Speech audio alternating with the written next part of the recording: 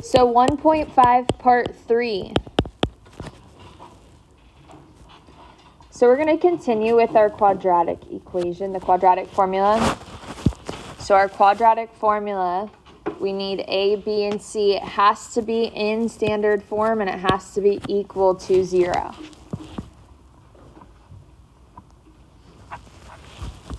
Now 1.5, we're dealing with complex numbers, so we're going to be using the quadratic formula and most likely end up with a negative under our square root. And what happens when we have a negative under the square root? What does it turn into? An I. So we're continuing with what we did in 1.4 with our quadratic formula, but involving the imaginary numbers too. So let's look at A. Now it's in standard form and it's equal to 0. So what would our A be here? 1. What's our B? 0. Awesome. We don't have like a X in there. So it's like 0x. So our B would be 0. What's our C? C is the constant, which is 9. So C is the number without an X. So now we're going to plug that into our quadratic formula. Just as a refresher, our quadratic formula is negative b plus or minus the square root of b squared minus 4ac over 2a. So when we plug this in, we get negative 0 plus or minus the square root of, thank you, b squared, which would be 0 squared minus 4 times 1 times 9 over 2 times 1. Now let's simplify. So the 0 just goes away. What's 4 times 1 times 9? 36. So we have plus or minus the square root of negative 36 over 2. Well, what's the square root of negative 36? 6i. Perfect. So this would be plus or minus 6i over 2. Can I simplify this? Yeah. Now that we have a whole number in front of the I, we can divide. So what would this simplify to? Plus or minus 3i. So this would be our answer. There aren't any questions like these on WebAssign, but if there were, it'd probably want a positive 3i and a negative 3i for your 2 answers.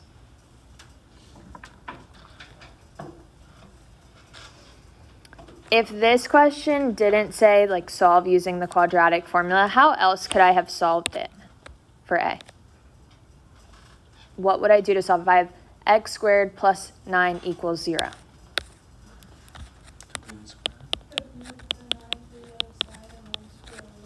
Awesome. We'd move the 9 to the other side, so x squared equals negative 9. And then square root both sides to get rid of the squared. What happens when we take the square root of both sides? What do we need? Plus or minus. And what is the square root of negative 9? 3i. Which is the same answer that we got. So doing the quadratic formula, you'll end up with the same answer. Sometimes it'll just be more work. So this was still A. We just solved it, normally not using the quadratic formula. For B, it doesn't factor, so we have to use the quadratic formula. What's our A? 1. What's our B? 4. And C? 5. Perfect. It's in standard form, so we got A, B, C. Let's plug it into our quadratic formula. We have negative 4 plus or minus the square root of 4 squared minus 4 times 1 times 5 over 2 times 1. So negative 4 plus or minus the square root of, here we have 16 minus 20. What's 16 minus 20? Negative 4 over 2.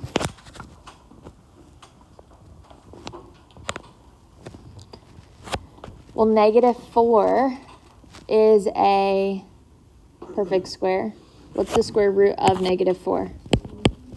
2i, perfect. So we have -4 plus or minus 2i over 2. Can I simplify this? How? All three of our whole numbers are divisible by the same thing, so I can divide them all by 2.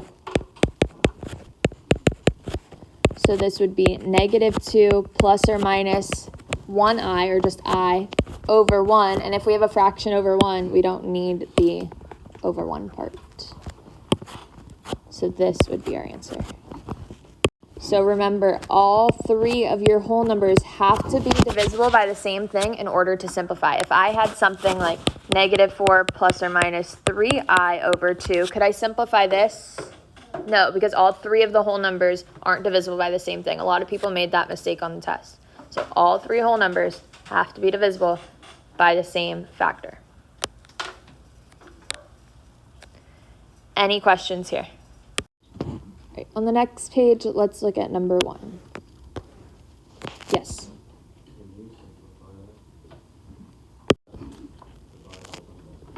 What's the first thing we want to do? Lucas, what'd you say? We want to take out a 2 because 2's our GCF, and it's going to make the numbers smaller, which will be easier for us to use the quadratic formula. Math-wise, our numbers are going to be smaller to work with, and also there's going to be less simplifying at the end if we simplify it now. So if there's a GCF, you want to take out the GCF first.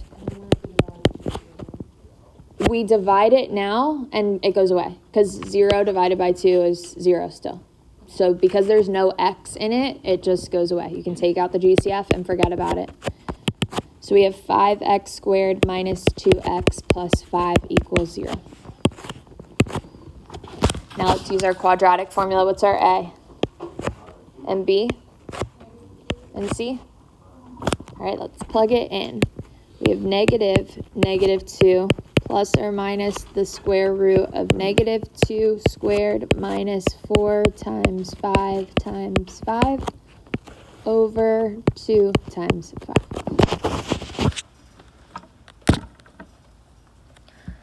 Right, -2 turns into +2 plus or minus -2 squared would be 4 minus 100. And 4 minus 100 is -96 over 10.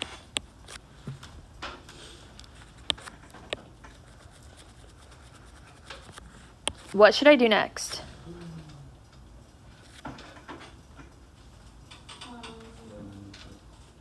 Let's figure out what the square root of -96 is. What are two factors of 96?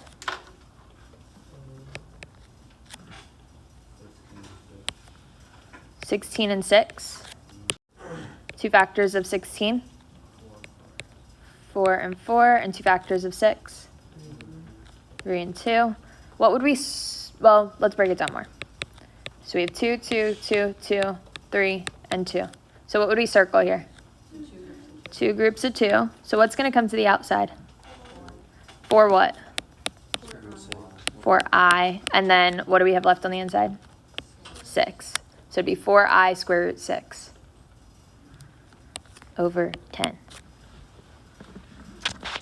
Can we simplify this? All three of our whole numbers are divisible by 2, so we can divide them all by 2. So this would be 1 plus or minus 2i square root 6 over 5. Any questions there?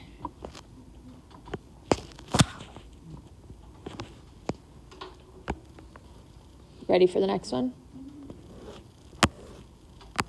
Let's look at 3. Do we have a GCF here? No. So 3 is actually the same as what we got after we had simplified here. So let's do number 2.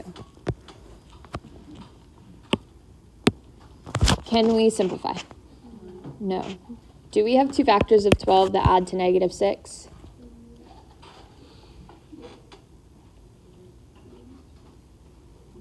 No. So we have to use our quadratic formula. So what's our A? What's B? And C? All right, let's plug it in. So we have negative 6 plus or minus the square root of negative 6 squared minus 4 times 1 times 12 over 2 times 1. When we simplify, negative 6 will turn into positive 6 plus or minus the square root of 36 minus 4 times 12 is what? 48. And what's 36 minus 48?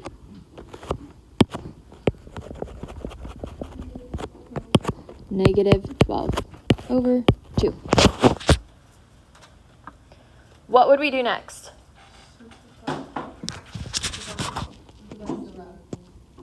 Let's simplify our radical. So square root of negative 12. What are two factors of 12? 3 and 4 or 6 and 2. Two factors of 6. 2 and 3. What would we circle? So what comes to the outside? 2 and what else? I. Perfect. 2i, and we're left with 3 on the inside because that didn't have a partner. So this would be 6 plus or minus 2i square root 3 over 2. Can we simplify this? All three of our whole numbers are divisible by what? 2. So let's divide them all by 2. So we are left with 3 plus or minus 1i, which would just be I square root 3 over 1, which we don't need. Put it over 1. What should we do first for number 6? Divide everything by 2. Let's take out the GCF just to make our numbers easier to work with. So this would be 3p squared minus 4p plus 3 equals 0. What's our A? What's our B? And C? So let's plug it into our quadratic formula. We have negative 4 plus or minus the square root of negative 4 squared minus 4 times 3 times 3 over 2 times 3.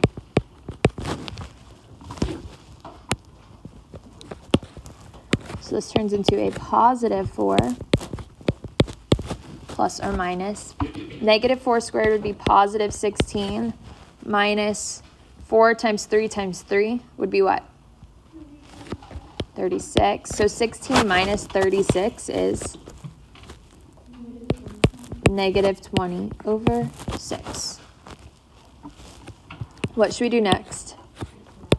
Simplify our radical. So we have the square root of negative 20. Two factors of 20 are, and 2 factors of 4. So what would this simplify to? Awesome. 2 would come to the outside and deny because we have a negative on the inside. So 2i, 5 stays on the inside because it didn't get circled. So 4 plus or minus 2i square root 5 over 6. Can we simplify? All three of our whole numbers are divisible by 2.